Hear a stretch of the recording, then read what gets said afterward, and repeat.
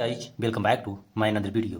दोस्तों आज मैं फिर से आप सबके सामने लाया हूँ एक इंटरेस्टिंग स्टोरी जिसमें हम आज फिर से सीखने वाले हैं अच्छी अच्छी वर्ड्स मीनिंग, स्ट्रक्चर और टेंसेस को जो हमारी स्पोकन इंग्लिश में हेल्प करते हैं।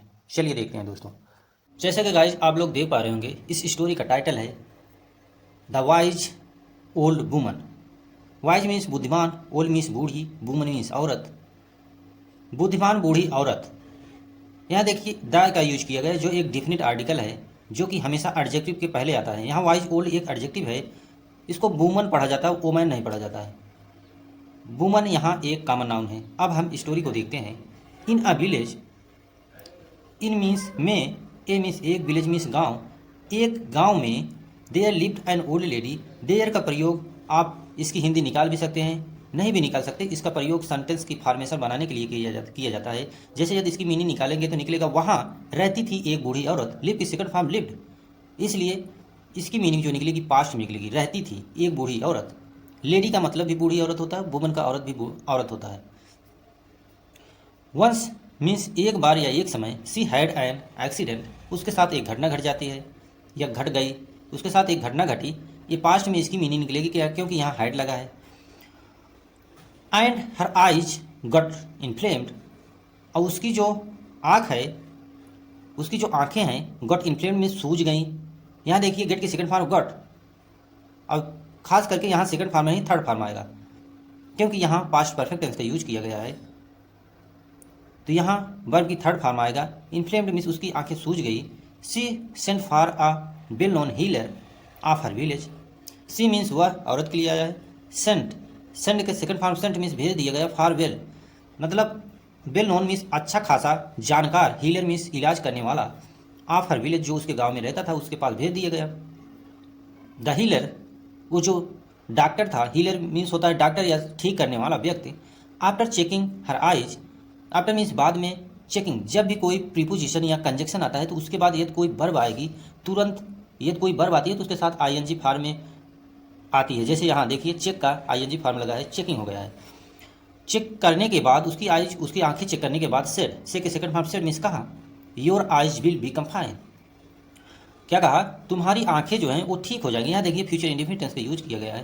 फ्यूचर इंडेफिनिट टेंस की हेल्पिंग वर्ब होती है विल, और उसके साथ आने वाली जो वर्ब होती है मेन वर्ब वो फर्स्ट फॉर्म में होती है। जैसे यहाँ बिकम, तुम्हारी आंखें ठीक हो जाएंगी, अच्छी हो जाएंगी, फाइन मीन्स ठीक हो जाएंगी। While I am treating you, your eyes should be closed.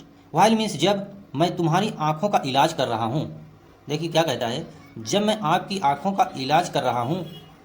आई के साथ हमेशा आई आता है, और यहाँ पर प्रेजेंट कंटिन्यूअस टेंस का यूज किया गया है। प्रेजेंट कंटिन्यूअस टेंस की हेल्पिंग वर्ब होती है इज एम आर, हमेशा आई के साथ एम यूज होता है, हिज इट के साथ इज यूज होता है, यू बी दे के साथ आर यूज होता है। जैसे यहाँ आई है तो आई में यूज होगा।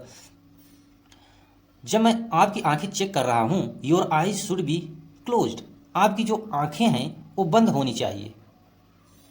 उसने कहा जब मैं आपकी आंखों को चेक कर रहा हूँ या इलाज कर रहा हूँ तो आपकी आंखें बंद होनी चाहिए। यहाँ देखिए क्या कहा, आपकी आंखें बंद होनी चाहिए। यहाँ शुड का प्रयोग किया गया, एक मॉडल वर्ब है और उसके बाद बी लगा है, इसके बाद मेन वर्ब की थर्ड फॉर्म है। यहाँ पैसिव वॉइस का स्ट्रक्चर बन रहा है। पैसिव वॉइस का स्ट्रक्चर दोस्तों होता है subject plus helping verb plus be, खास करके मॉडल वर्ब के साथ, modal verb be plus main verb की थर्ड फॉर्म, जैसे यहाँ यूज हुआ है। शुड है, मॉडल्स है, फिर बी है, फिर मेन वर्ब की थर्ड फॉर्म है।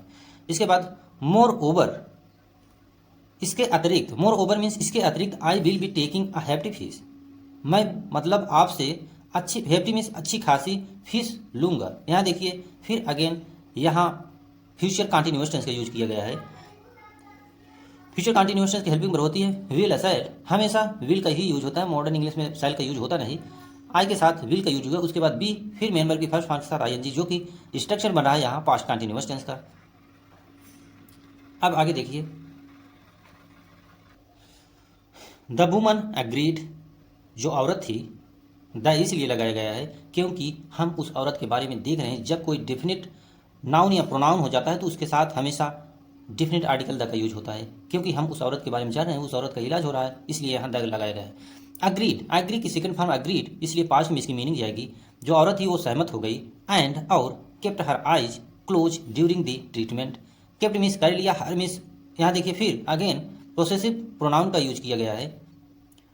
आइज मीन्स आंखें, उसने अपनी आंखों को क्लोज बंद कर लिया, क्लोज के सेकंड फॉर्म क्लोज बंद कर लिया ड्यूरिंग द ट्रीटमेंट, इलाज के दौरान उसने अपनी आंखें बंद कर ली। मीनवाइल इसी बीच, मीनवाइल मीन्स होता है इसी बीच, the healer stole all her furniture. ओ ये देखो, द हीलर जो डॉक्टर था, स्टोल स्टील के सेकंड फॉर्म स्टोल, चुरा लिया आल हर फर्नीचर, उसके सारे जो फर्नीचर थे, लकड़ी की जितनी भी वस्तुएं थी, मेज बेंच डेस्क अलमीरा वगैरह जो भी था लकड़ी के बने हुए थे, सबको उसने चुरा लिया। आगे देखते हैं।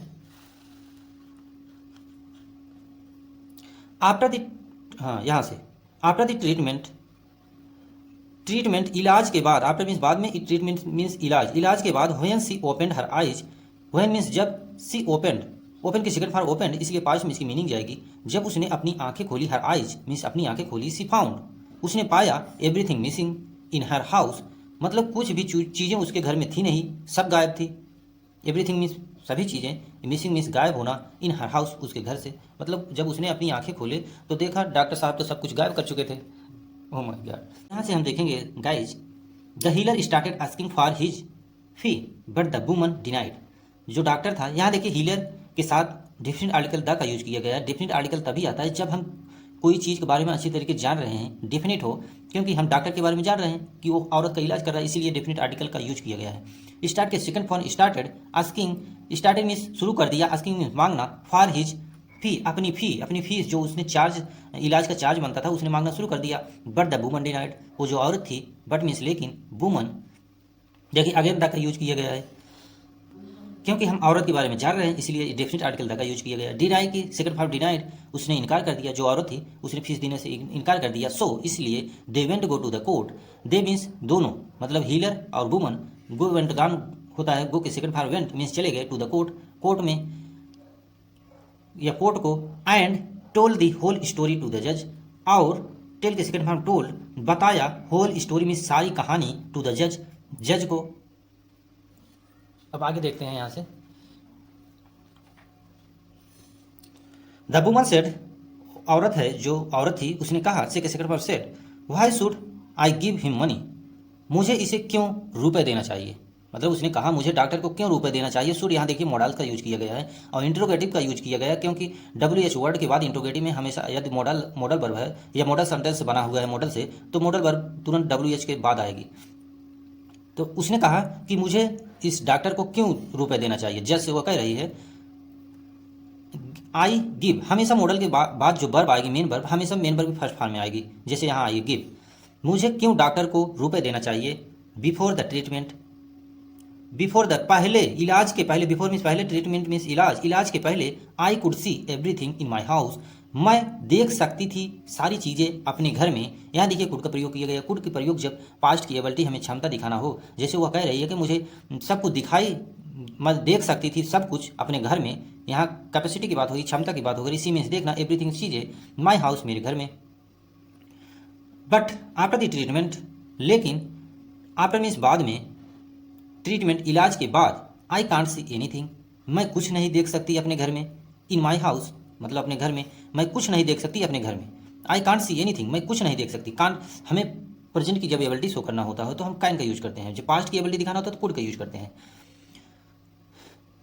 अब आगे देखिए, द जज गैव जजमेंट, जो जज थे, जो न्यायाधीश थे, गिव की सेकंड फॉर्म गैव मीन्स दिए, जजमेंट मीन्स न्याय, मतलब सुनवाई की उसने, in the favour of the old lady, मतलब उस बूढ़ी औरत के पक्ष में जज ने न्याय दिया, सुनवाई की उसके फेवर में। सो आई होप आप लोगों को ये स्टोरी पसंद आई होगी। ये पसंद आई हो तो प्लीज़ चैनल को सब्सक्राइब कर लीजिएगा, क्योंकि ऐसे इंटरेस्टिंग स्टोरी मैं लाता रहता हूँ डेली, जो हमारी स्पोकन इंग्लिश को बेटर बनाने में हेल्प करती हैं। So thank you for watching this video.